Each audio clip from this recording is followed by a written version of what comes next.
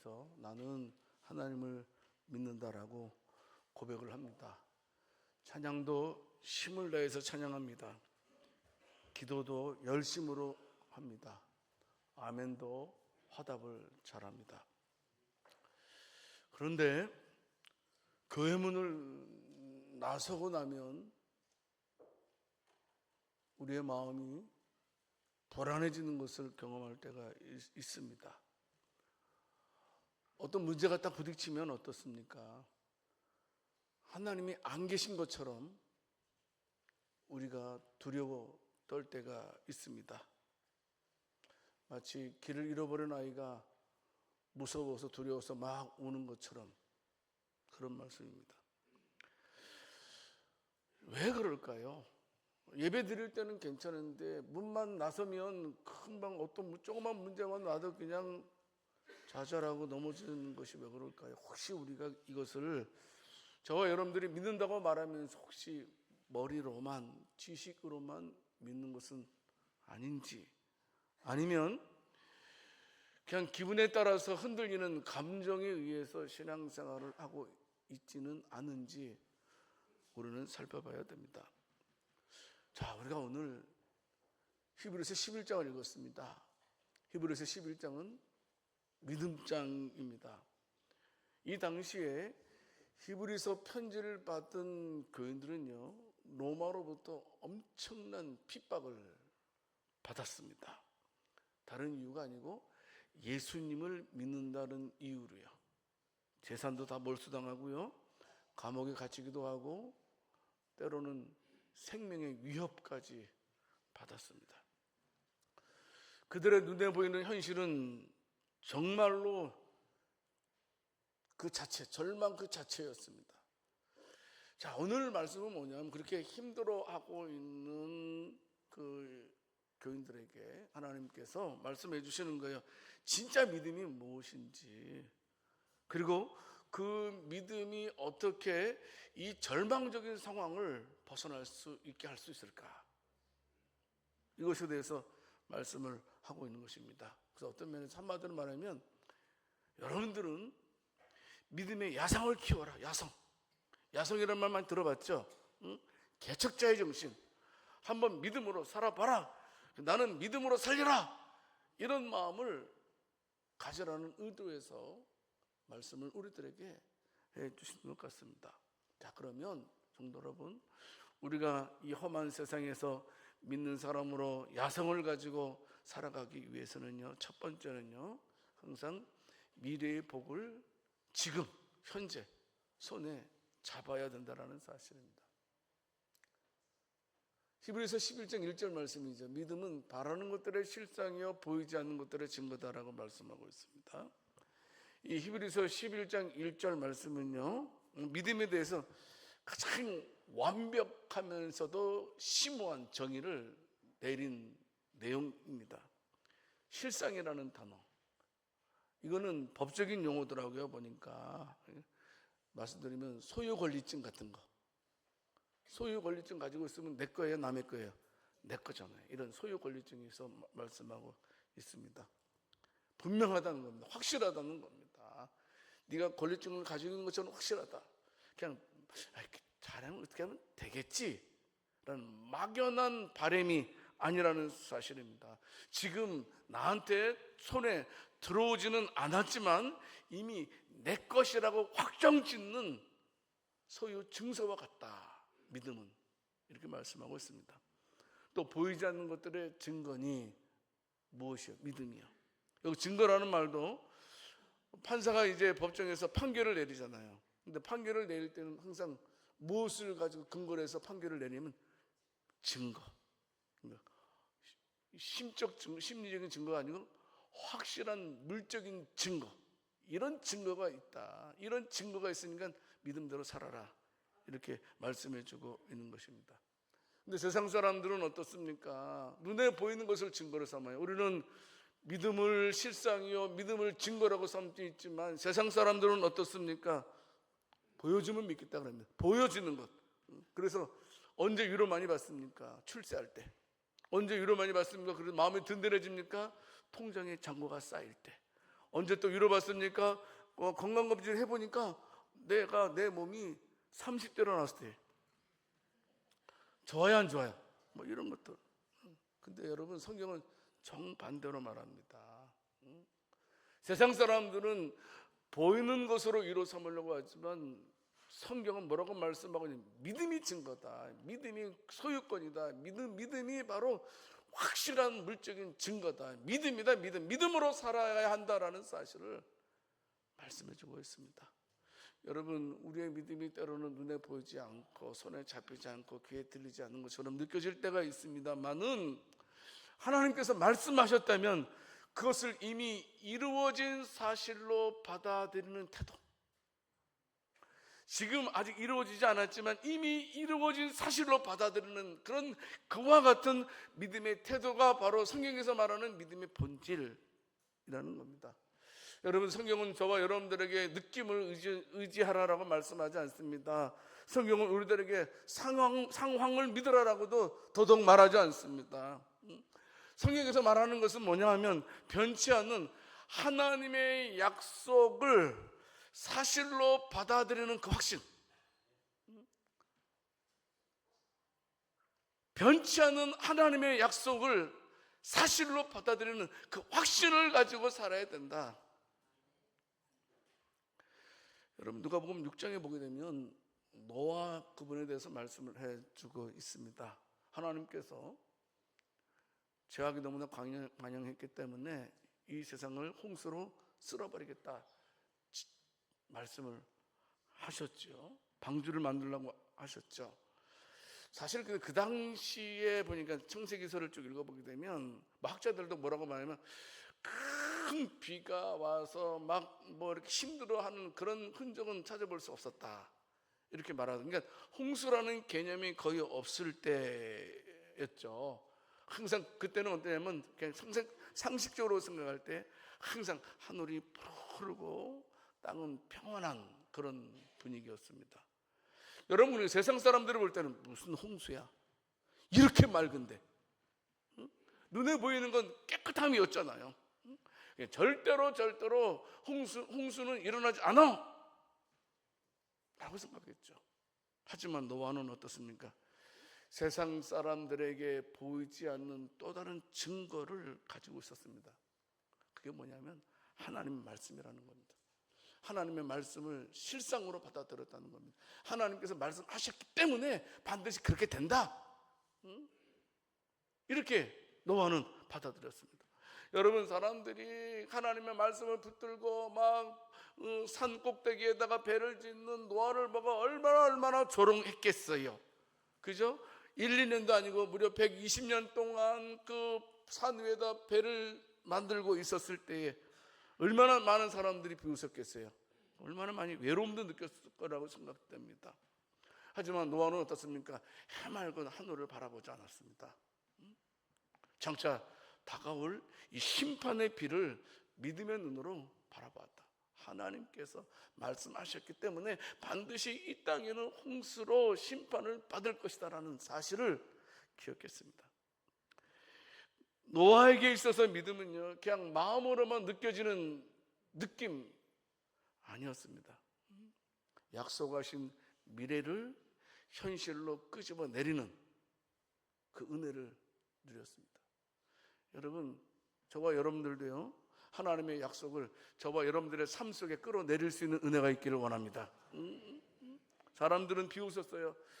얼마나 멸시했는지 모릅니다. 하지만 어떻습니까?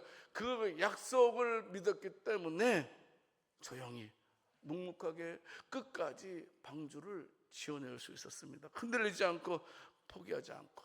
따라서 하세요. 하나님은 반드시 말씀하신 대로 행하신다. 이런 확신을 가지고 노아는 그렇게 많은 사람들의 손가락질해도 아마 이 가운데도 노아 시에 살았으면 노아에게 손가락질한 사람 없겠죠? 그죠? 그렇습니다. 여러분, 다시 한번 예를 들어 봅시다. 여러분들이 집을 살 때를 생각해 보십시오. 이제 마음에 드는 집이 있으면 계약금 걸고 중도금 내고 또 마지막 잔금이라고 그러죠. 잔금을 딱 지불합니다. 그러면 어떻습니까? 구청이나 등기소에서 주는 게 있어요, 그죠? 등기 권리증을 주게 됩니다. 그러니까 값을 다 지불하면 오는 건 그냥 등기 권리증 한 장밖에 없어요. 여러분, 그런데 아직까지 내가 그 집에 이사 가지 않았다고 생각해 봅시다. 짐도 옮기지 않았어요. 그 집 열쇠도 아직 저렇게 인수받지 않았어요. 내가 이사 가지도 않았지만, 짐도 옮기진 않았지만, 열쇠를 받지 않았지만 그 집이 내 집이 아니라고 의심이 돼야 안 돼요? 이사 가야지만 내 집이에요? 아니잖아요. 이 등기 권리증이 내가 가지고 있으니까 분명히 누가 뭐라 그래도 옆에서 막, 야, 아니야, 이사 가야지만 진짜 네 집이 되는 거야. 응? 열쇠를 받아야지 그게 무슨 뭐 네 집이지 뭐 이렇게 말한다고 하면 그 말을 들은 우리는 어떻게 하겠어요? 코웃음 주겠지. 아이고 웃기네 저거, 까부네 저거. 이렇게 하지 않겠습니까? 왜? 문서가 실체이기 때문에, 등기 권리증이 실체이기 때문에, 실체를 가지고 있기 때문에 누가 뭐라 그래도 우리는 까딱하지 않습니다. 바로 믿음이라는 것이 천국 지문서와 같다라는 사실입니다. 성도 여러분, 지금 모습이 초라해 보여도 절대로 실망하지 마세요. 성도 여러분, 하나님께서 여러분들에게 믿음을 주셨다면 아직 게임 끝나지 않았습니다. 이 땅에서 내가 실패자로 보일 수 있어요. 이 땅에서 내가 부족한 자로 보일 수 있어요. 근데 만약에 우리의 마음속에 믿음이 있다면 아직 끝나지 않았습니다. 어떻게? 세상 사람들은 보여줘. 나는 이런 거 있고, 나는 이런 것도 있고, 이런 것도 있는데 너도 나한테 보여줘봐. 우리는 말해야 됩니다. 나도 보여줄 거 있어. 뭐야? 이 믿음이 내 미래야. 내가 지금 가지고 있는 이 믿음이 나의 미래야.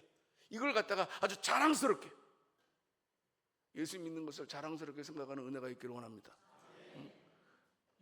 옛날 예수 믿는 것이 창피해가지고 성경책을 어디에 싸서 들고 다녔어요? 신문지에 싸고 다녀요. 실제 봤어요. 물론 그 분명 이유가 있을 거라 생각됩니다. 성도 여러분, 우리는 자신 있게 말해야 돼요. 딴 사람들은 눈에 보이는 것을 자랑스럽게 얘기하지만 예수 믿는 저와 여러분들은 눈에 보이지 않는 실체, 실상, 그 믿음을 세상을 향해서 담대히 선포하는 은혜가 있기를 살아계신 주님의 이름으로 축원합니다. 여러분, 우리는 분명한 태도를 취해야 됩니다. 그게 뭐냐 하면 하나님 도와주시겠지, 이런 마음 가지면 안 돼요. 확신을 가지고 있어야 돼요. 하나님께서 약속해 주셨기 때문에 이미 나에게 이루어졌다. 하나님께서 약속해 주셨기 때문에 나에게 복을 주신다. 확신을 가져야 된다는 겁니다. 여러분, 우리가 자녀를 위해서 많이 기도하고 있습니다. 여러분, 그 기도가 절대로 땅에 떨어지지 않고 반드시 열매를 맺게 될 것을 현실의 사실로 끌어내릴 수 있기를 원합니다. 하나님 복 주신다고 하잖아요. 자녀에 대해서 복 주실 것이다.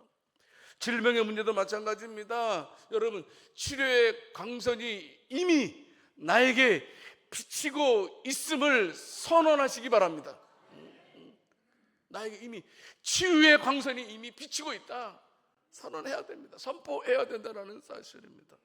여러분, 그래서 믿음은 뭐냐? 미래의 복을 우리가 오늘로 끄집어 당기는 이것이 바로 믿음입니다. 믿음은 이렇게 보이지 않는 것을 잡는 힘이 있습니다. 더 나아가서요, 이 믿음은요, 우리가 세상을 보는 눈을 완전히 바꿔놓습니다. 두 번째로, 성도 여러분, 중요한 말씀입니다. 눈앞에 현실 너머를 봐라. 눈앞에 환경에 갇히지 말라는 거예요. 근데 우리는 환경에 많이 갇힐 때 많이 있지 않습니까? 오늘 히브리서 11장 3절 말씀에서 분명히 말씀하고 있습니다. 눈에 보이는 것이 전부가 아니야. 눈에 보이는 모든 것의 뿌리는 하나님의 말씀이다. 눈에 보이는 모든 것의 근원, 뿌리는 하나님의 말씀이다 라고 선포를 하고 있습니다. 여러분, 여기서 아나니라는 말 있어요. 지어진 줄을 우리가 아나니라는 말이 굉장히 중요한 단어입니다. 이 안다라는 말은 여기 단순하게 내가 지적으로 안다라는 그런 의미가 아니고 좀 더 현실적으로 저와 여러분들은 예수님을 믿으니까 이렇게 말할 수 있어요. 영적인 깨달음.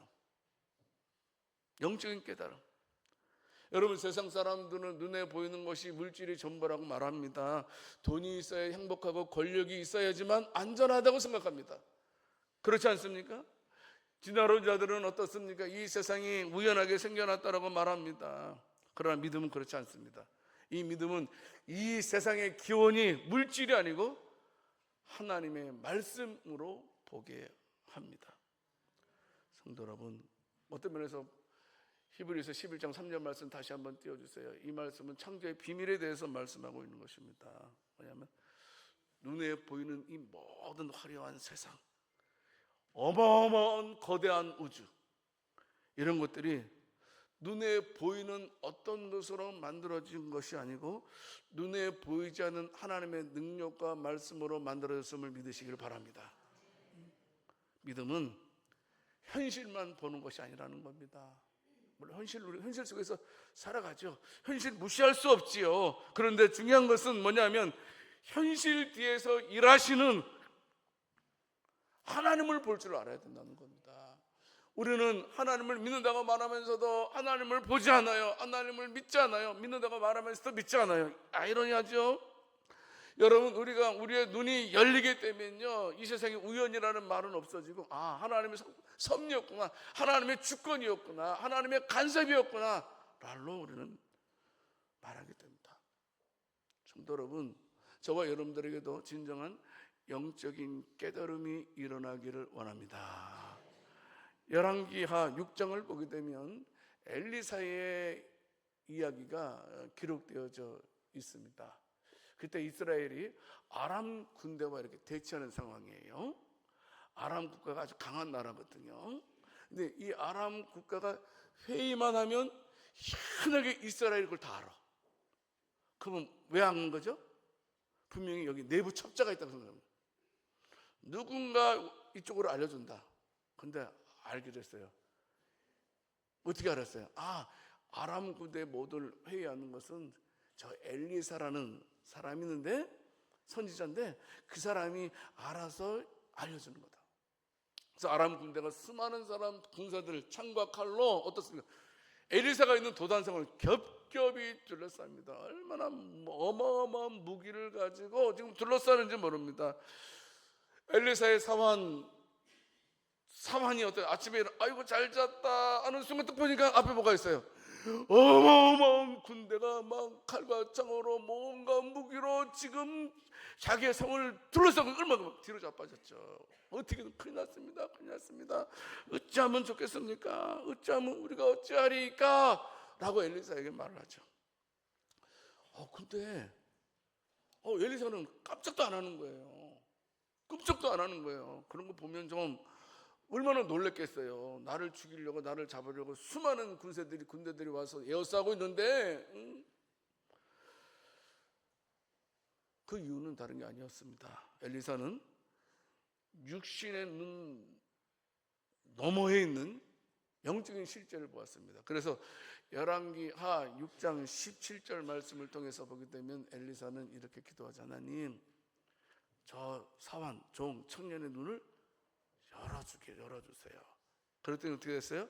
그가 보니 불말과 불병거가 산에 가득하여 엘리사를 어떻게 둘렀더라. 영적인 깨달음이 없을 때는 이 종이 전혀 알지 못해서 눈에 보이는 것만 봤어요. 눈에 보이는 것.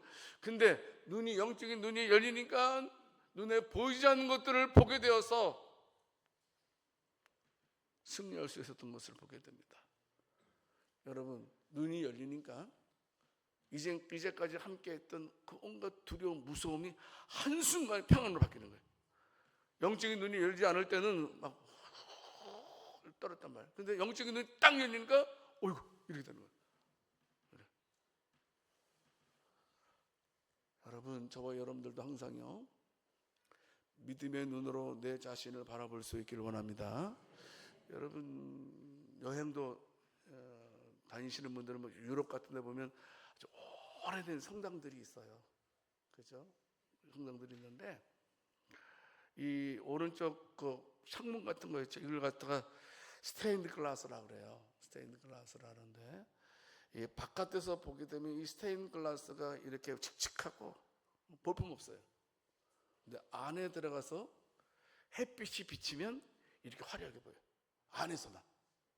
바깥에서 햇빛이 쫙 비치면 안에서 이렇게 아주 멋진 예수님의 부활하는 모습, 승천하시는 모습, 아름다운 천국의 모습들이 그려진 것을 눈으로 볼 수 있습니다. 우리 인생도 마찬가지입니다. 믿음 없이 교회 밖의 시선으로 나를 바라보면 우리 볼품 없습니다. 믿음 없이 교회 밖 시선으로 우리를 바라보게 되면 우리를 어둠컴컴한 칙칙한 저런 모습밖에 되지 않습니다. 그렇지 않습니까? 그래서 우리는 매일매일 왜 내 인생은 왜 이렇게 매일매일 칙칙한가? 라고 고민합니다. 하지만 믿음이라는 교회 안으로 들어와서 하나님의 은혜가 나한테 비칠 때는 어떻습니까? 내 모습이 달라 보인다는 겁니다. 성도 여러분, 우리는 어떤 눈으로 보고 있습니까? 엘리사의 눈으로 보고 있습니까? 아니면 사환의 눈으로 보고 있습니까? 믿음은 해석의 능력이 있습니다. 해석을 잘해야 돼요. 해석을 아주 희한하게 하는 분들 계세요. 간혹 보게 되면. 믿음은 해석을 잘하는 겁니다. 예를 들면 큰 질병에 걸렸을 때 믿음 없는 사람은 뭐라 그래요? 재수없게 걸렸네. 믿음 없는 사람들은. 믿음 있는 사람들은 뭐라고 말합니까?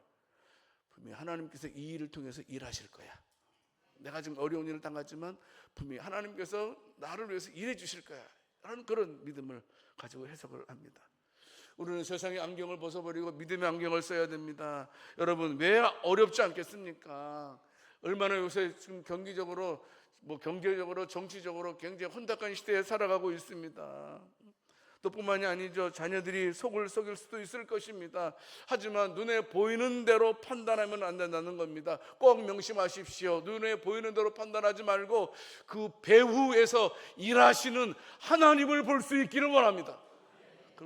그러면 실망 안 해요. 좌절 안 한다니까요. 지금 그냥 있는 모습 그대로 그 모습만 보면 뒤로 자빠져요. 그런데 어떻게 해요? 그 배후에서 일하시는 하나님을 보게 된다면 우리는 하나님의 섭리를 찬양하게 될 것입니다. 여러분 꼭 기억하세요. 모든 것을 합력하여 선을 이루시는 하나님의 주권을 믿으시기 바랍니다. 그리할 때 세상이 줄 수 없는 평강을 누리게 됩니다. 마치 엘리사의 종 사환이 평강을 얻었던 것 말입니다. 이제는 삶의 주도권을 성도 여러분, 나를 위해서 일하시는 하나님에게로 초점을 맞추는 은혜가 있기를 원합니다. 그래야지만 우리가 믿음대로 살 수 강하게 그래 나는 믿음대로 살 거야. 왜? 하나님께서 나를 위해서 일해 주실 거니까. 이런 확신, 믿음의 야성을 우리가 가질 수 있게 되는 것입니다. 세상을 하나님의 눈으로 보게 되면 우리는 어떤 고난 속에서도 무너지지 않습니다. 세 번째로 이 세상에서 저와 여러분들 꼭 명심한 것은 세상의 평가보다도 하나님께 인정받기를 원합니다. 오늘 히브리서 11장 2절 말씀은 굉장히 짧지만 아주 강력한 메시지입니다. 선진들이 이로써 증거를 얻었느니라. 여기 선진들은 누굽니까? 우리 앞서간 사람, 쉽게 말씀드리면 아브라함, 이삭, 야곱, 요셉, 모세, 다윗 이런 분들입니다. 여러분, 그런데 여러분 우리가 이렇게 선진들 아브라함, 이삭, 야곱, 모세, 다윗 이런 분들의 생애를 보십시오. 보면 성경을 읽어보게 되면 그분들의 삶도 순탄하지 않았다. 그렇지 않습니까? 어떤 면에서 저와 여러분들보다 더 큰 고통과 아픔과 괴로움과 기나긴 시간을 보냈다고 생각됩니다. 여러분, 그런데 성경은 그들이 고난을 피해갔다고 말하지 않습니다. 오히려 고난 한복판에서도 믿음을 지켰습니다. 고난 한바탕 안에서 믿음을, 그래서 어떻게? 하나님께 인정받았다라는 내용입니다. 여기 보면 증거를 얻었느니라고 그랬잖아요. 이 증거가 뭐냐 하면 바로 내가 널 보증한다, 이런 의미를 가지고 있습니다. 성도 여러분, 저와 여러분들은 분명히 기억해, 하나님께 인정받는 자가 될 수 있기를 원합니다.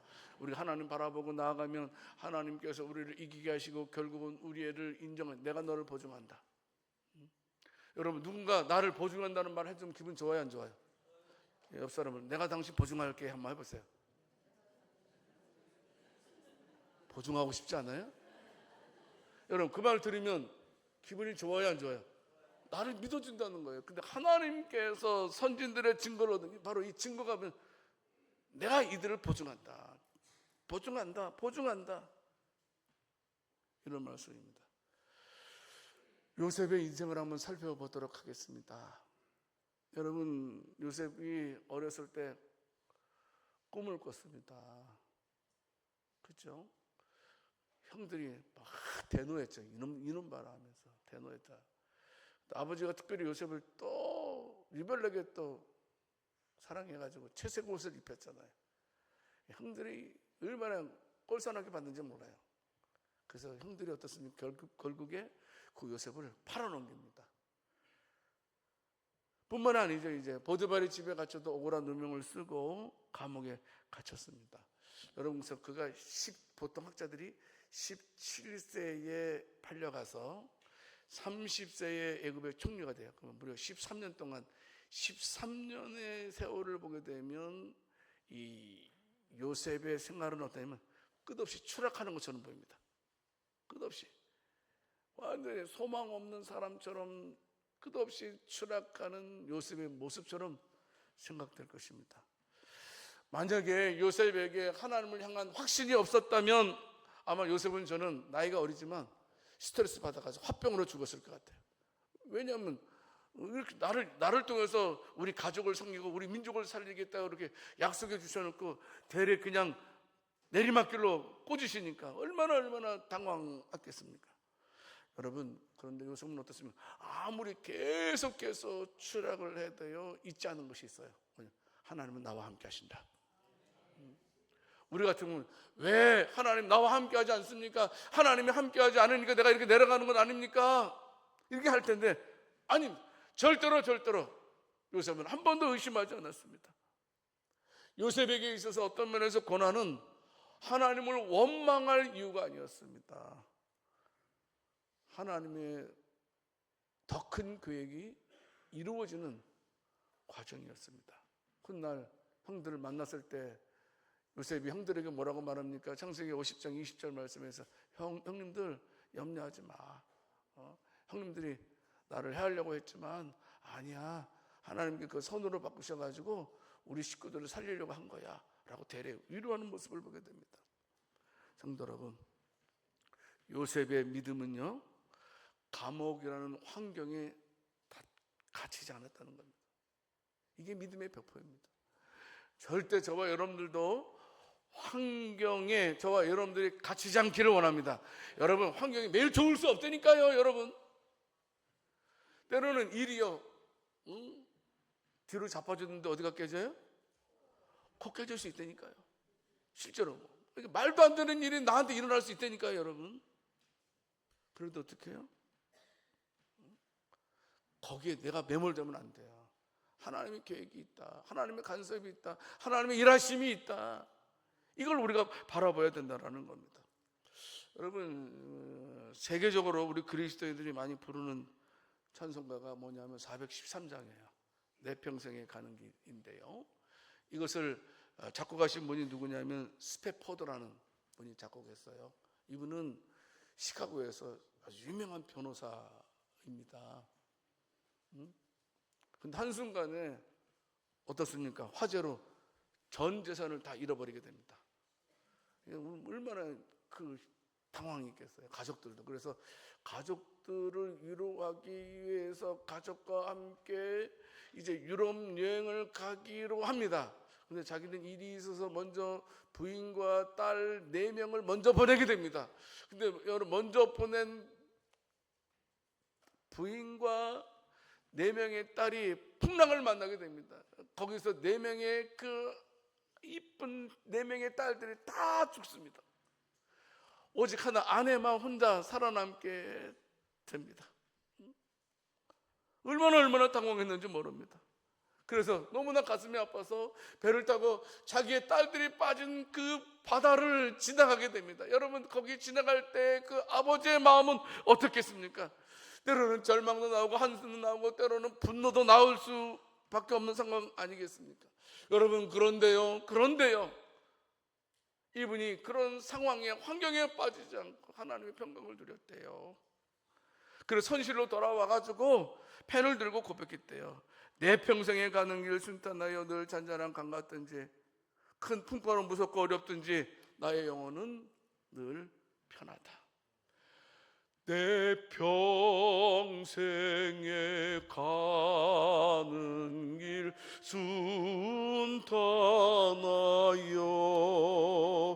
늘 잔잔한 강 같든지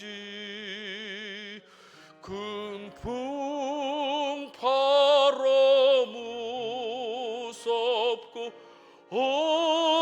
어렵든지 나의 영혼은 늘 편하다. 내 영혼 편안해.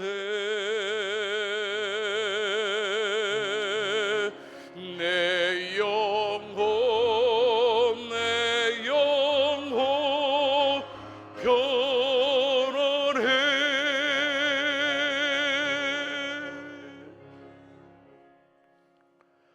이해가 됩니까? 딸 4명을 잃었는데 한순간에 졸지에 재산 잃어버린 건 그래도 괜찮아요.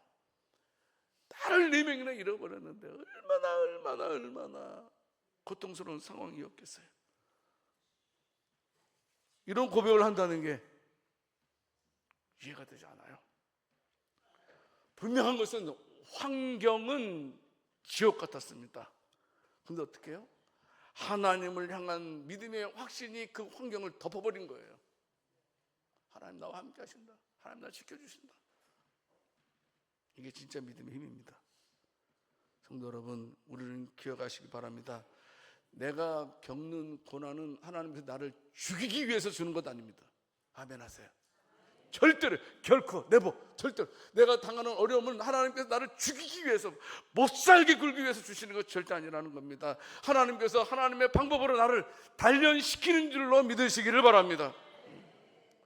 성도 여러분, 믿음의 확신을 가진 자들에게는 막다른 골목이 없습니다. 막다른 골목을 만나지 않아요. 왜요? 하나님께서 열어주실 것이기 때문에.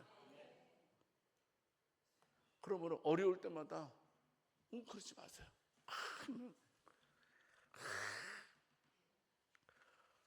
하지 마세요. 오히려 믿음의 야성을 키워야 됩니다. 분명히 뭔가 있다. 지금 이 고난 뒤에 하나님의 복이 숨겨져 있다. 내가 이래 아무리 힘들어도 나는 믿음을 택하리라. 나는 하나님을 택하리라. 나는 말씀을 택하리라.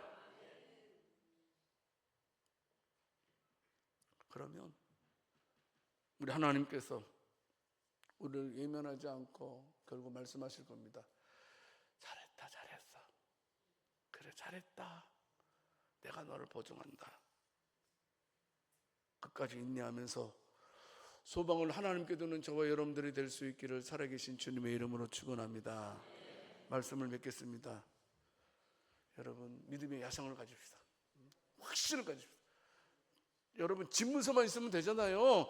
땅 문서만 있으면 되잖아요. 집문서와 땅 문서 같은 것이 뭐라 그랬어요? 믿음이라 그랬잖아요. 믿음. 그것만큼 믿음도 분명한 것이다. 이렇게 말씀해주고 있습니다. 아무쪼록 이 믿음을 통해서 세상을 해석하는 눈이 달라지고 고난을 이기는 힘이 되고 절대로 눈에 보이는 곳에 속아 넘어가는 저와 여러분들 되지 않고 눈에 보이지 아니하는 기록된 하나님의 말씀을 더 붙들고 신뢰하고 살아감을 통해서 하나님께 인정받는 저와 여러분들이 다 될 수 있기를 살아계신 주님의 이름으로 축원합니다. 하나님 아버지, 사랑과 은혜가 풍성하신 하나님께서